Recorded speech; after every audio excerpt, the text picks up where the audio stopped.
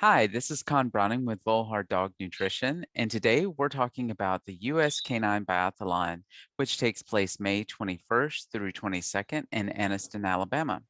Joining me is Miss Leslie Horton, and she's a member of our Volhard Dog Nutrition race team. Miss Horton, thank you so much for taking the time out of your day to be able to meet with me, and I look forward to learning more about you, your pup, and your journey along this race. Great. Thank you. Thank you for having me. Well, it's my pleasure. So let's go ahead and start with what's your age and location? I'm 59. I live in Frederick, Maryland. Awesome. And so how many dogs do you have that's going to be in this race with you? I have one dog that's going to be in the race. He's a young Okay. German Shepherd. He'll be 2 in May. And I have 3 other dogs. And I'm a trainer, so I train service dogs. So I often have other dogs in my home as well. Okay. Now we might hear some birds in the background. That's correct. How many birds do you have? I have 2. I have a little parrot. Her name is Isis. She's an ice blue. And I have a lovebird who just jumped in, and his name is Peach.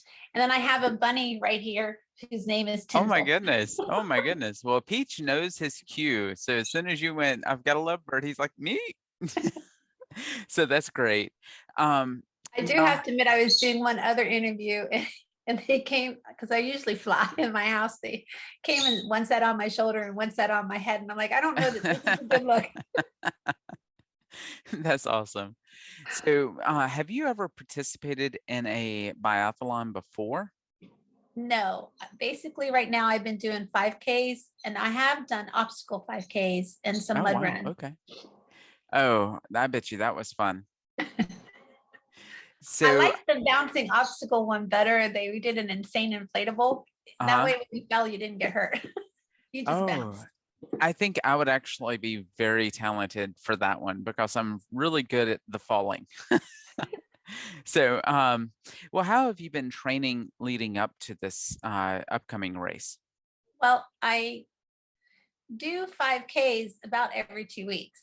So I've been maintaining those. The thing is there's a couple obstacles in the new biathlon, or the one that's coming up, the Canine Biathlon, that I need to be able to carry my dog.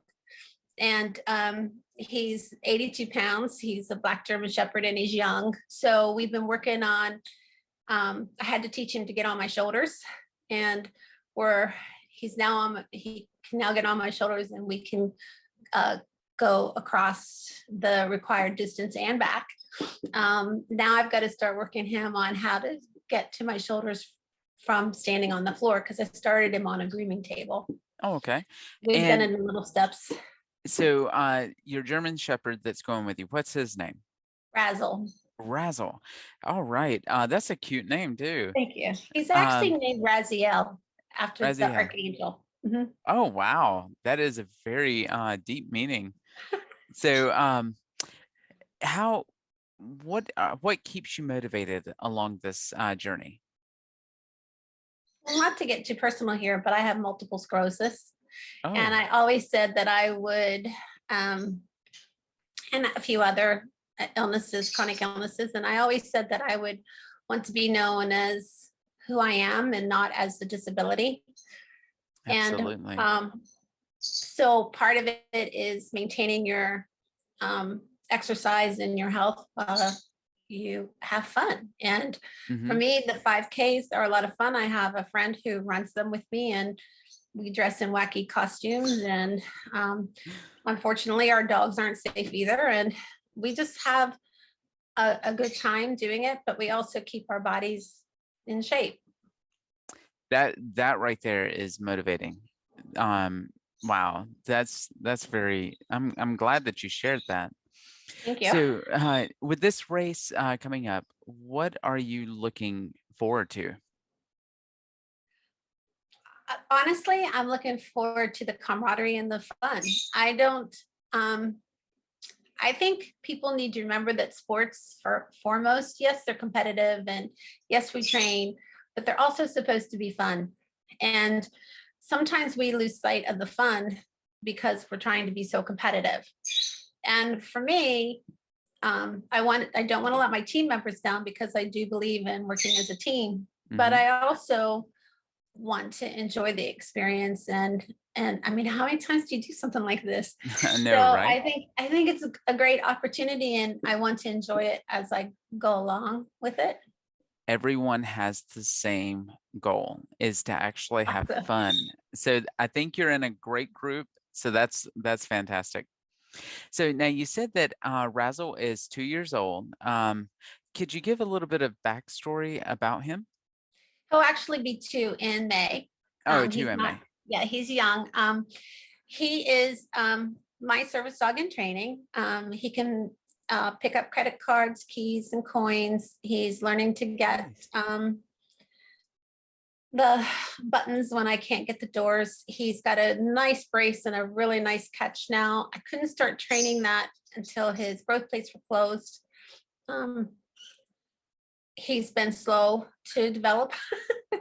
And what I love about him is he's ornery, fun, smart, and challenging, and just great to be with. I don't know what else to say. He's not an easy dog, but he's not a hard dog, if that makes sense. He has moments Yeah. where he is just a puppy, and he has moments where he is a stubborn young teenager, and then he has moments of just absolute brilliance. My goal is to have the brilliance come out more than the others, Yeah. but we'll see. Yeah. And of course, as he gets older, you know, uh, and all that energy starts to wane a little bit, you know. And he's intact right now, so he's fluctuating on some of his emotions as he matures. Yeah. So what do you think is going to be Razzle's strengths going into the race? He's determined. He's strong, and he likes to have fun. Um, so I think if I guide him well, he'll do well. If um, not to be a typical trainer that says a lot of it's on me, but a lot of it's on me, because some of the weaknesses are the some of the behaviors that are required in a race are incongruent with what is required for a service dog. Okay. So when my right leg's weak, he has to propel me, but he can't pull me. He has to be able to help me propel my Hmm. right leg forward and pull into I understand. harness. But when we're doing canicross, he has to go full pull into the harness. And so he's just now learning. I'm giving him different commands so that he can learn which is what is different. Yeah, because I not will every say day is a race. no, and I will say the other day when we were running a 5K, he embarrassed the heck out of me because he was so good. We got out of the car, he saw the children, he saw the other dogs. There were 200 participants in the 10K, 400 participants in the 5K. We get in line and he realizes what we were doing, and he started doing the German Shepherd scream at the top of his lungs because he was so excited to run. And I was Yeah. like, this is not okay. Oh, that's awesome. So, what do you think Razzle is going to struggle with? um, I'd say because of his age, probably keeping focus. Hmm. That will probably be his biggest thing, and that's what we're Okay. working on right now. I mean, he's got the jumps. We've been doing walking on different kind of planks and stuff. I have him jumping barrels. He's going through tunnels. Those aren't the things that to me are hard. It's when he gets into it, he gets so excited that it's going to be keeping him to maintain his focus while we go through the rest of the obstacles and keeping me on my feet. Because Yeah. he decides to take off. I've already face planted when I put him in his canicross. Yeah. So Wow. it's I think that will be the biggest thing with him. Well, But it's and fun. yeah, and also the good thing is you do have team members, in this with you. So that's fantastic. Yeah. So now, looking at our race team, what made you want to join? My friend Jan, She said she was going for it and would I do it? And I've already had, like I said, an experience of doing it. And I really wanted something fun to build the relationship with my dog. When you have a dog that has to work and be your legs, it's can be, and he works at the hospital with me. I run a therapy dog program. Um, there's moments where he just always has to be serious. Hmm. So, he can be lying with a patient who's passing away. He can be Mm. getting patients to try to move when they're in comas. He can be having to pick up things from me. I just wanted him to be able to have moments where he could also have fun and we could build relationship. But I also admire Jan, and I figured if the team was willing to have me do it with them, I'd love to honor them and do it with them and um, just get it done. Wow. Well, that's a great answer. Thank you. And so how long have you been using Volhard products?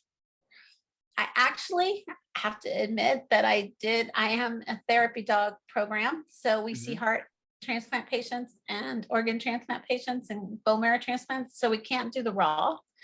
So we have been using the, oh God, I just forgot its name, the dry formula that you sprinkle on top.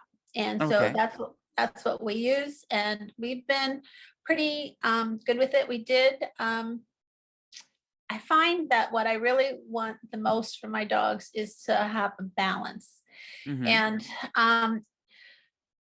sometimes people are so pro one way or the other that they forget that there's a compromise. And I think that Wendy did a really good job of developing it for those of us who, for other reasons, can't do raw. Yeah. No, that's a great way of putting it.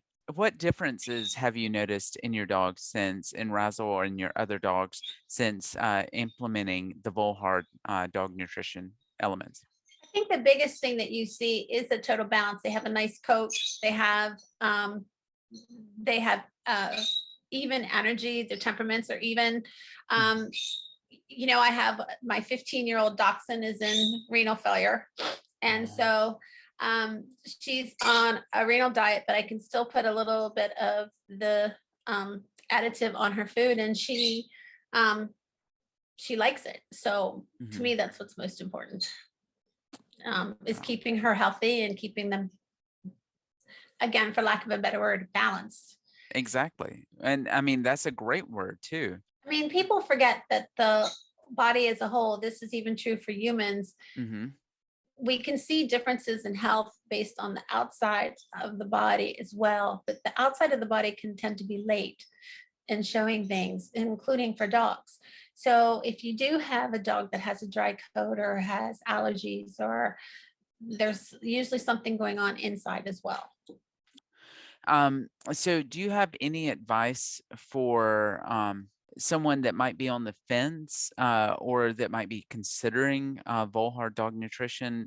I think people need to ask questions. And what I learned, and I had the good fortune of meeting and talking to Wendy and explaining to her my uniqueness in the situation and that I can't use um, her raw diets. And she's like, oh, well, let me talk to you about this. And this is what I developed for police officers who couldn't do it either. And so I think the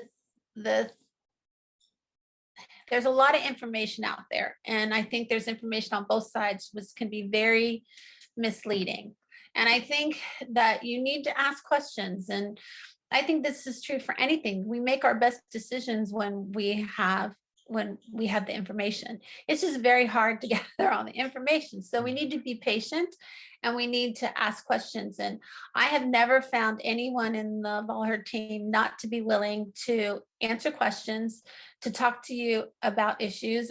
I think that those are the things that are important because no one has it 100% correct.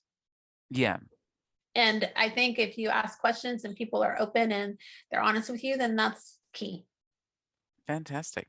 Well, that I think is a great note to end this interview. And I want to thank you so much, Leslie, for taking time again and speaking with me. It was an absolute pleasure getting to learn more about you.